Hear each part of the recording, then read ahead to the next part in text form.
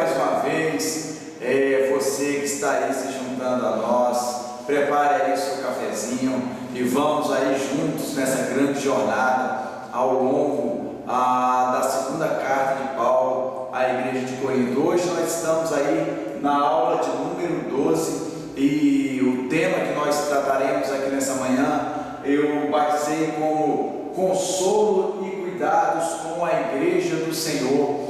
Texto proposto para a leitura nessa manhã, nós vamos ler então o capítulo 7, leremos a partir do versículo 2 até o versículo 16, ou seja, nós fecharemos todo o capítulo 7 nessa manhã.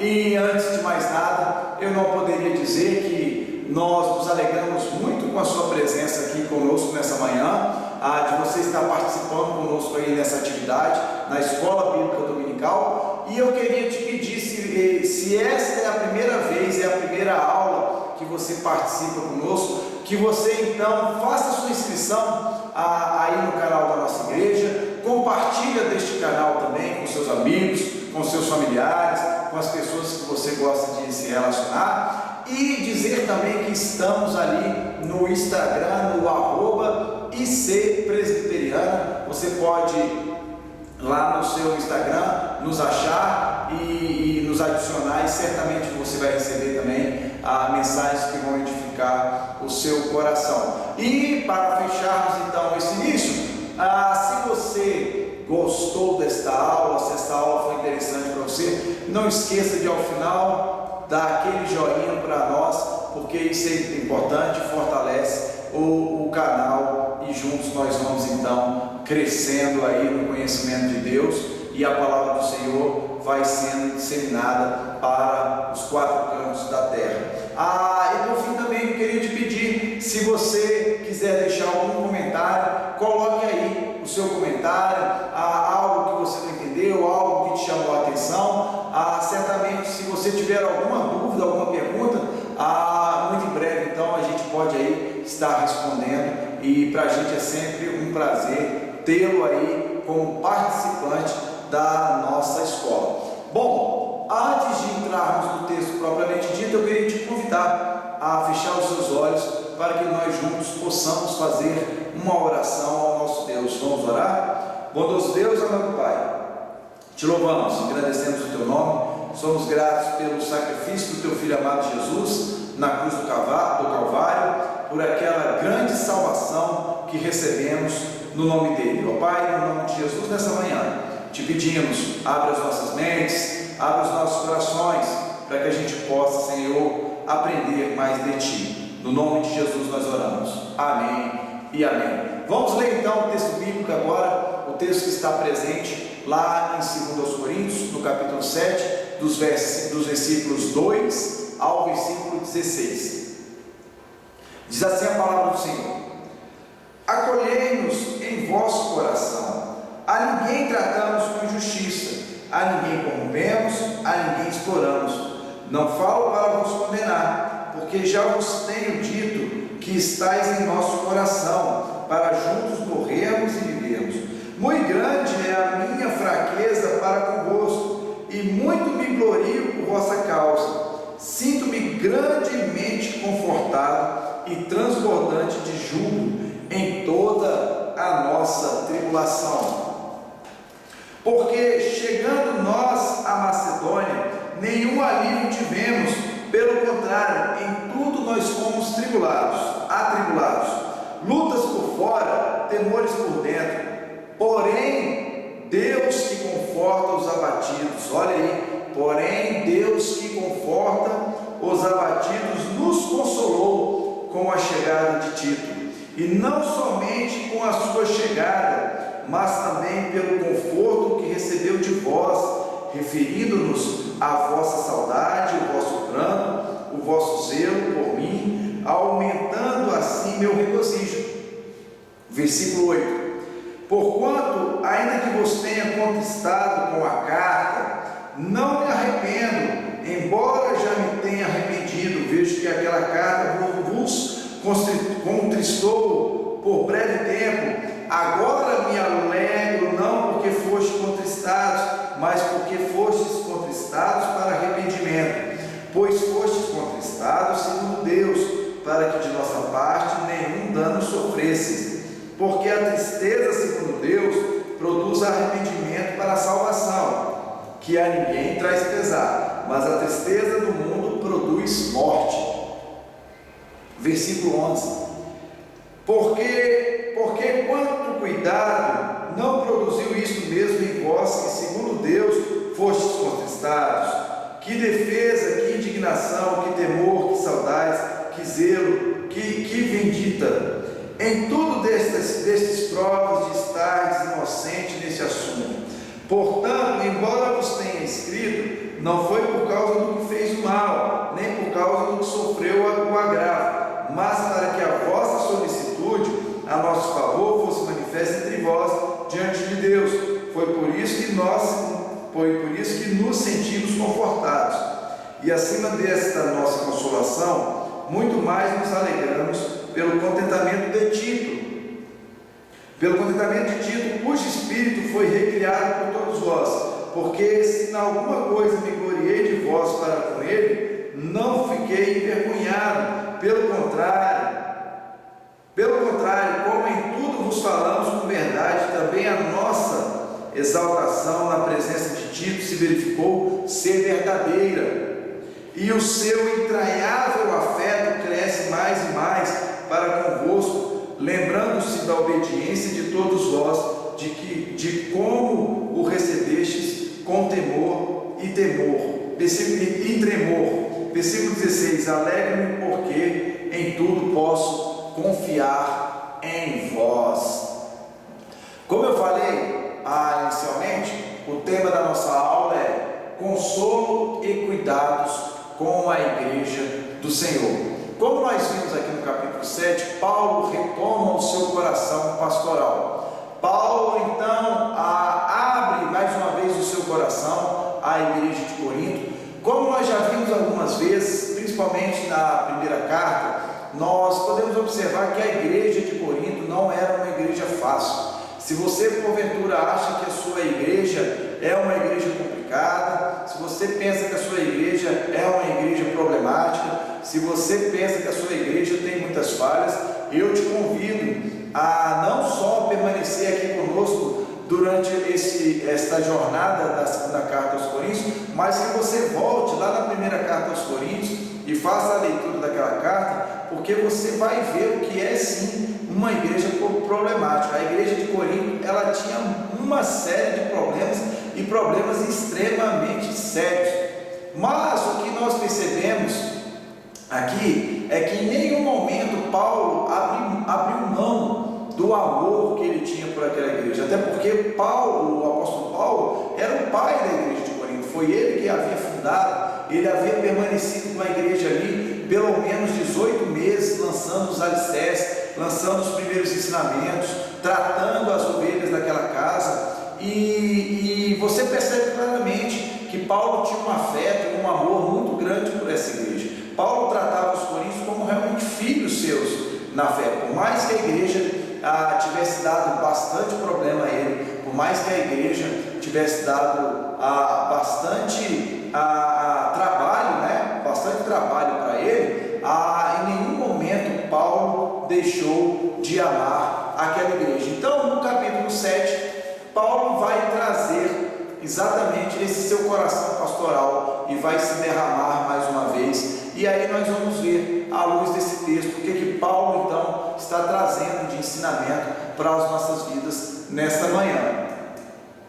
Paulo então vai retomar aquilo que ele começou a abordar lá no capítulo 6, nos primeiros 13 versículos, antes dele tratar da questão do jugo desigual, quando ele expõe que ele sempre foi verdadeiro com a igreja, que ele nunca foi dissimulado, que ele nunca tratou a igreja com desrespeito, que ele sofreu pela vida da igreja de Corinto, que muitas vezes em oração, em jejuns, em vigílias, ele esteve ali em prontidão diante de Deus para que a igreja de Corinto pudesse ser abençoada. Então, Paulo, continuando, ele vai pedir para que a igreja de Corinto, para que eles recebam ele como seu pai espiritual, para que a igreja de Corinto abra estava dizendo, para aquilo que Paulo estava então querendo compartilhar com eles. Por quê? Porque o que Paulo está mostrando aqui é que, na verdade, todas as suas atitudes, todas as suas ações, elas foram voltadas para quê? Para que a igreja de Corinto pudesse sofrer a correção necessária, pudesse voltar a corrigir os seus caminhos e assim voltasse então para a caminhada rumo à pátria celestial, rumo ao céu. Então Paulo aqui vai destacar também que ele sempre tratou a igreja com justiça, sem simulações, acabamos de falar isso. E então aqui o objetivo principal, quando Paulo escreve esse texto, é de exatamente aqui, fazer uma conciliação definitiva, fazer o ajuste definitivo, sempre o que? Apresentando a verdade. E é esse o grande propósito do relacionamento que deve existir dentro da igreja.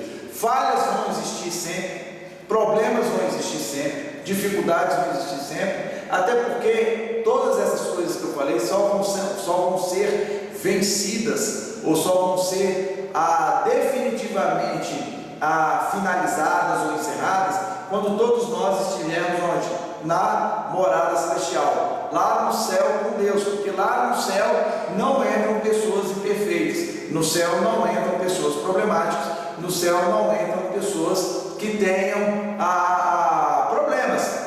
Mas enquanto estivermos aqui neste plano, enquanto fizermos parte da igreja do Senhor nesta terra, nós teremos sim problemas, dificuldades. Às vezes nós machucamos e somos machucados, às vezes nós somos tratados mal ou tratamos as pessoas de maneira errada. E quando essas coisas acontecem, o que Paulo está mostrando para nós nesse texto, nessa manhã, que é necessário que você, que eu assentemos como igreja do Senhor e ajustemos ou aparemos as arestas, ou juntos nós temos que então o que? Corrigir as nossas deficiências, para que a comunhão e para que a unidade na casa do Senhor ela possa sempre ser prevalecente. Então, dentro do texto que nós lemos, o primeiro ponto que eu destacaria aqui é exatamente a chegada de Tito. Paulo vai destacar ali no verso 5 que ele estava num momento angustiante, ele estava passando por uma grande aflição. Por quê? Porque ele havia enviado aquela carta que a gente chama de carta severa, e ele queria saber como é que a igreja tinha reagido àquela carta severa, porque pelo texto que nós lemos, Paulo está dizendo: olha, eu sei que a carta foi dura, que a carta foi pesada. E ali Paulo ficou com um sentimento que? Um sentimento de talvez ter pesado demais, ter sido muito duro, ter feito uma exortação muito severa ao ponto da igreja mais ter se machucado do que ter se corrigido. E aí ele, não podendo então ir à igreja de Corinto naquele momento, o que ele faz? Ele envia Tito. Tito foi lá na igreja de Corinto saber qual tinha sido o efeito, qual tinha sido os resultados da carta severa. E aí então, a primeira coisa que Paulo recebe como consolo da sua aflição é exatamente a chegada de Tito. Paulo queria saber, ele queria ter uma resposta daquela situação. E está aqui, Tito então traz a boa mensagem, e essa boa mensagem ela renova as forças do apóstolo Paulo, renova o vigor, aqueles temores que ele diz, né? Aqui no texto ele fala, olha, está aqui quando ele fala aqui, nenhum alívio tivemos, pelo contrário, no versículo 5, nenhum alívio tivemos, pelo contrário, em tudo fomos atribulados, lutas por fora, temores por dentro, mas Deus me trouxe Tito, e Tito foi um grande consolo. Olha que coisa maravilhosa, Tito traz então as informações que Paulo precisava, e isso lhe serviu de um grande consolo, exatamente dentro daquelas aflições que ele vinha passando. A forma como Deus usou para consolar Paulo foi a chegada de Tito. Olha que interessante, Deus não mandou Miguel, Deus não mandou Gabriel, Deus não mandou nenhum outro dos seus anjos, Deus mandou Tito. Foi Tito, discípulo ali de Paulo, que foi usado como instrumento de Deus para quê? Para ser fonte de consolo na vida de Paulo, para levar uma boa mensagem na vida de Paulo, para levar exatamente aquela mensagem que Paulo precisava receber, para que a angústia do coração dele, para que a aflição que estava tomando o ser dele, pudesse o quê? Pudesse ser definitivamente interrompida, ou ela viesse a acabar.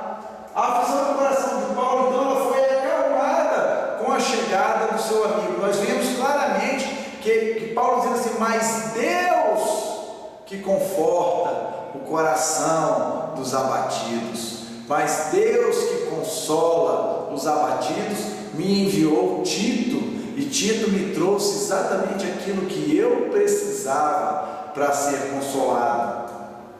Está aqui, ó, olha que coisa importante para mim e para você nessa manhã. Somos chamados a sermos instrumentos de Deus para abençoar as vidas uns dos outros, em especial nos momentos da aflição.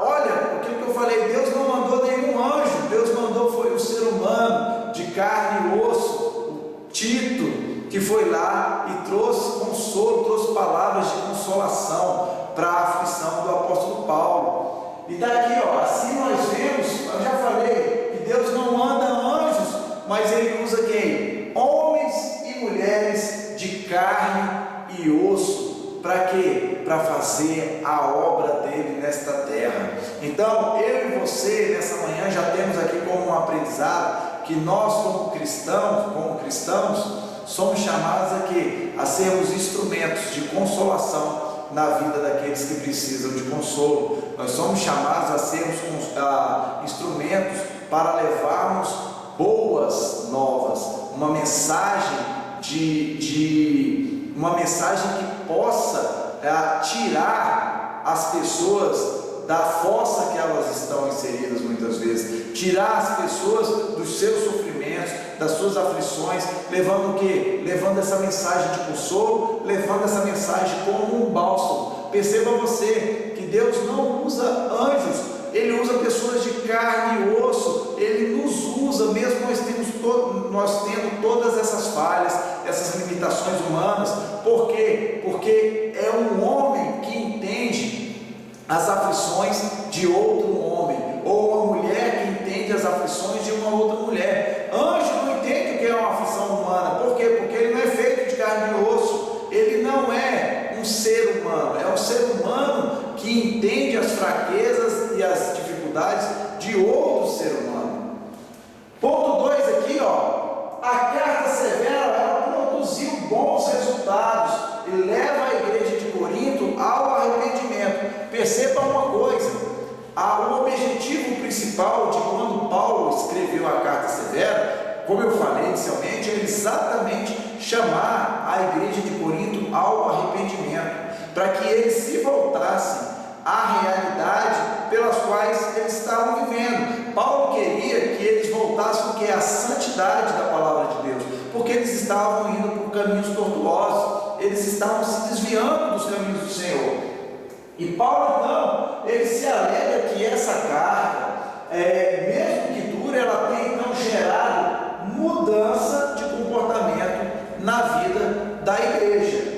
Deus usou a carta severa para gerar o quê? Convicção de pecados. Então é isso, nós até já falamos em algumas das nossas aulas anteriores, que exatamente quando Deus age, e aqui Deus agiu pela vida de Paulo, quando Paulo escreveu a carta severa, Deus queria chamar aquela igreja o quê? Ao arrependimento. Deus queria que eles mudassem, a igreja de Corinto mudasse a sua conduta, que era uma conduta que estava sendo equivocada, uma conduta errada, uma conduta que certamente geraria para a fé deles muitos problemas, e problemas de grave ordem. No tratamento do pecado, às vezes é necessário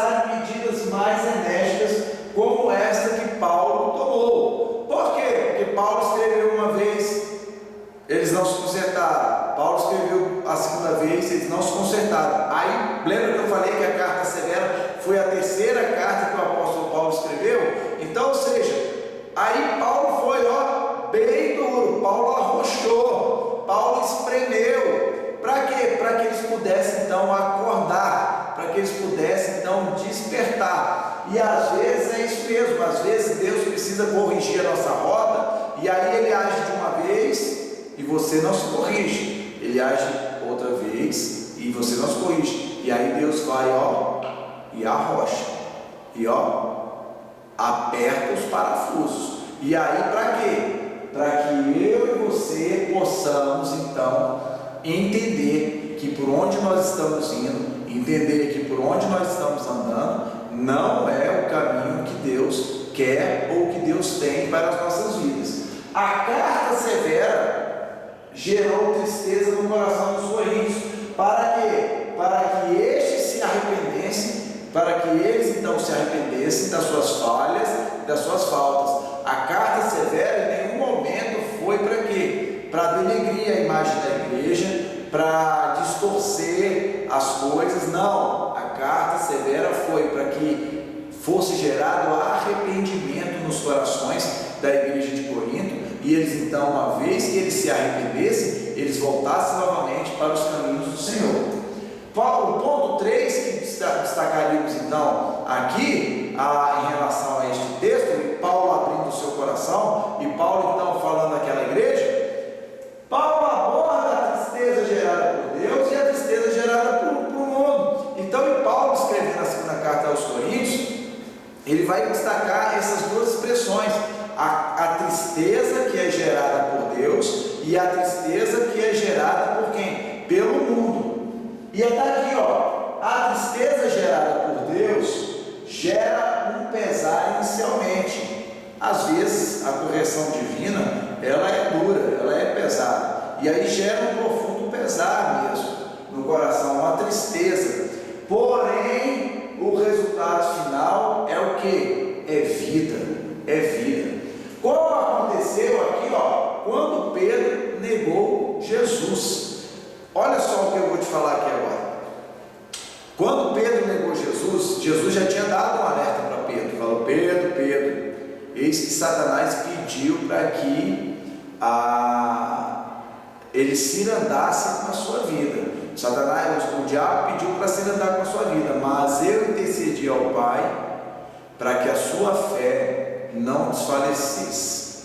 E aí Jesus continuou o discurso dizendo o seguinte: olha, Pedro, mas eu vou te dizer o seguinte: hoje ainda, antes do galo cantar, você vai me negar 3 vezes. E ali então, a circunstância que Jesus alertou Pedro, ela começa então a ser gerada, e no determinado ponto do julgamento de Cristo diante de Roma, do Império Romano, diante de Pilatos, Jesus vai ser levado para um lado e para o outro para ser julgado pelos governantes ali daquela região, ali da Judéia, da Samaria, ali, etc e tal, da Galiléia e tal.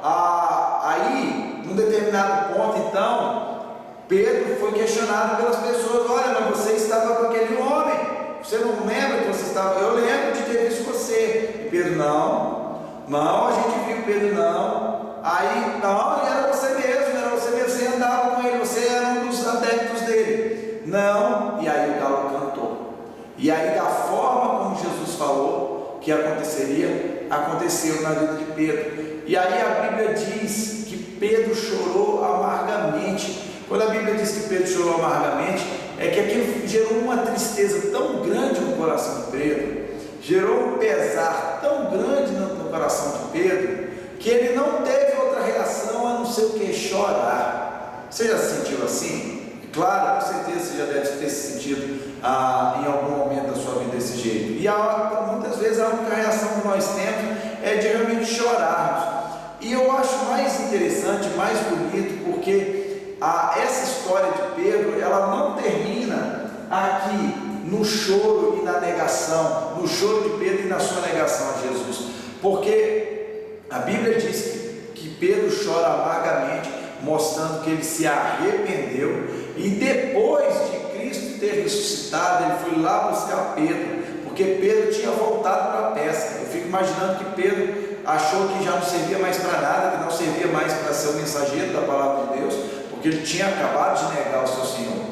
E Jesus foi lá buscar ele pessoalmente. Por quê? Porque a ação de Deus gerou arrependimento no coração de Pedro, e Deus ainda tinha uma obra, e uma grande obra, diga-se de passagem, para fazer no coração, para fazer na vida de Pedro. Então a tristeza que Deus gerou no coração de Pedro naquele momento, gerou um profundo pesar para que Pedro se arrependesse, mas para que a fé dele também não desfalecesse. Deus então continuou, o arrependimento então ele acontece, Pedro reconhece os seus erros, suas faltas, e Deus então assim continua fazendo a obra na vida dele, que é o diferente, por exemplo, do que aconteceu com Judas, o traidor, Judas Iscariotes. Judas não chega a esse arrependimento, ele não reconhece essa questão do arrependimento, da tristeza que Deus gerou no coração dele, se entregando o quê? Se entregando para a tristeza do mundo, se entregando para as questões mundanas. E nós sabemos então qual foi o desfecho de Judas, quando assim ele tira a própria vida, se importando. A tristeza gerada pelo mundo é aquela que, por conta da justiça própria do homem, ou seja, Judas ele achava que ele não podia ser perdoado, porque o que ele tinha feito era sério demais. Então, ou seja, Judas não consegue entender o que é a graça, o que é o perdão de Deus. Então, ou seja, por conta da sua justiça própria, ou seja, por conta da justiça própria do homem, a tristeza gerada pelo mundo, por conta da justiça própria do homem, quando as situações adversas acontecem, ele se acha vítima, e ele não muda o seu comportamento, ele não chega a um arrependimento, ele não muda a sua conduta, ele não se converte. E aí então, essa tristeza gerada pelo mundo, ela só leva à destruição do homem e o seu afastamento da presença de Deus. E alguém certa vez escreveu assim: Deus abate para levantar, o diabo levanta para abater. Então alguém certa vez escreveu isso, que Deus abate para levantar, mas o diabo levanta para abater. Por quê? Porque o que Deus sempre faz com o homem pecador é exatamente chamar esse homem ao arrependimento, mostrando as suas falhas e as suas imperfeições, e depois resgatá-lo da sua própria perdição. Ao contrário, o diabo muitas vezes derrama sobre a vida do homem pecador ou do homem perdido uma série de coisas que esse mundo pode oferecer, e esse mundo, eu falo, o sistema que jaz no maligno, e depois ele cobra muito caro com a alma desse homem. Ele cobra a alma desse homem para quê? Para que esse homem fique em eterna perdição. Então, na verdade, essa tristeza que foi gerada no coração da igreja de Corinto mudou a conduta da igreja e a própria visão da igreja com relação ao apóstolo Paulo. Olha que coisa fantástica.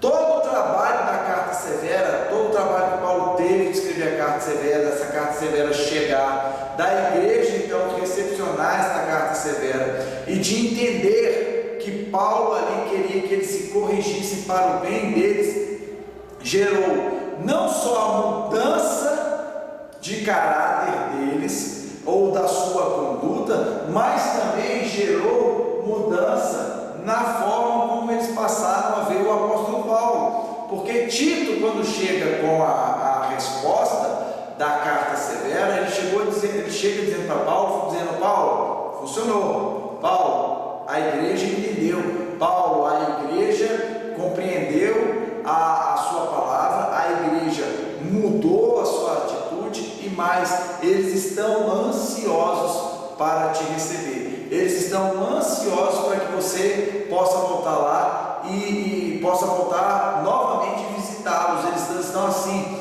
contando os dias esperando para saber quando é que esse dia vai chegar, porque eles estão realmente ansiosos para que você possa estar novamente no meio deles. Paulo destaca que sua atitude então foi apenas para trazer luz à mente da igreja de Corinto e jamais ofendê-los no sentimento de revanchismo. Então o que acontece? Paulo, nesse texto que nós lemos, ele vai mostrar claramente que a intenção, quando ele escreveu a carta severa, foi única e exclusiva para que a igreja mudasse a sua conduta. Em nenhum momento Paulo usou a carta para fazer algum ato de revanche, para fazer algum ato de vingança, jamais.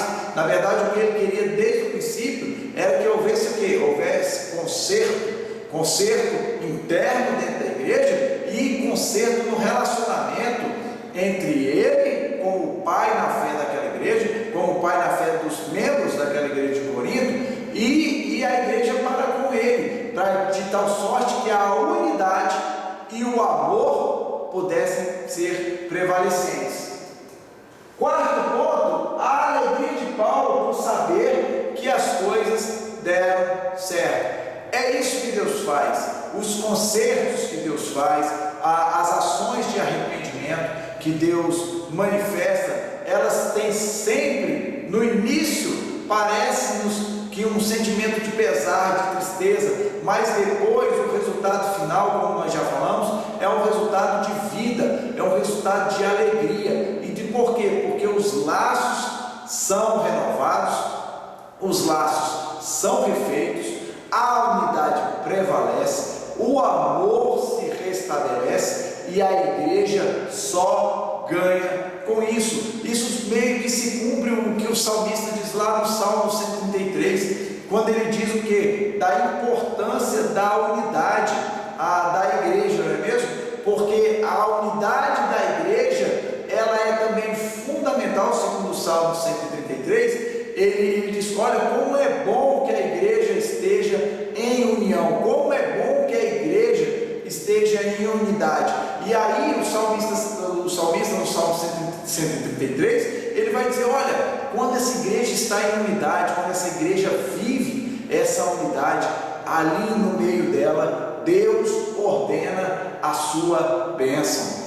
Então está aqui, Paulo se alegra com a igreja por ter recebido Tito de forma amável, sendo Tito então um enviado de Paulo, ou seja, Tito foi lá representando Paulo. Paulo tinha certeza do seguinte, olha, Tito está levando a minha carta, Tito está indo amando da minha pessoa, então a forma como eles vão receber, Tito vai ser exatamente pensando em mim. Se Tito for escorraçado de lá a pontapé, a coisa realmente vai ser feia, a coisa não vai ter dado certo. Agora, se eles acolherem, pensamentos de Paulo, né? Agora, se eles vierem acolher então Tito de uma forma amável, recebendo a carta, é sinal que o plano ou o meu planejamento acabou dando certo. E é isso que acontece, como nós vimos.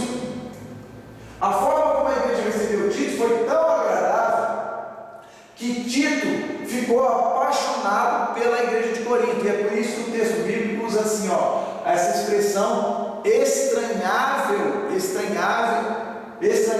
afeto, né? Aquela coisa de entranhas.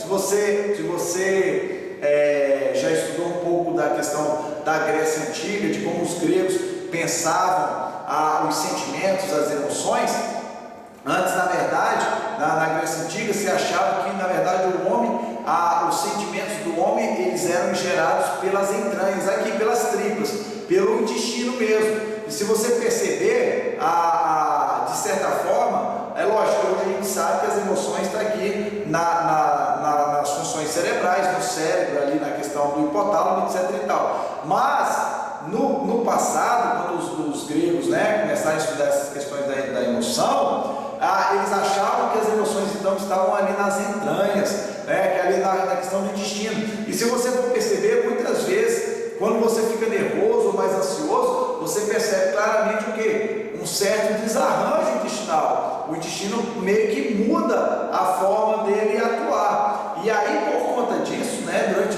muito tempo se pensou então que as emoções elas perpassavam, na verdade, o centro das emoções perpassavam pelo intestino. E aí, obviamente, que muito tempo depois, a ciência médica descobriu que hoje todas as nossas emoções elas são controladas pelas atividades cerebrais, é controlado pela nossa cabeça, e o que acontece lá reflete em todo o nosso corpo. Mas aí eu acho interessante o comportamento de Tito, porque eu fico pensando que Tito foi lá extremamente apreensivo. Imagina você no lugar de Tito, sabendo que a igreja está brigada com o apóstolo Paulo, você então vai ser a ponte ali para ligar o desfecho da igreja com o apóstolo. Você está levando uma carta que você já sabe que a carta é pesada, carta severa, que é uma carta que Paulo então está espremendo ali para poder consertar de uma vez por todas, aparar as arestas, mais ou menos assim do tipo, ou vai ou racha agora. E aí, você então é o mensageiro dessa carta, você está levando essa carta.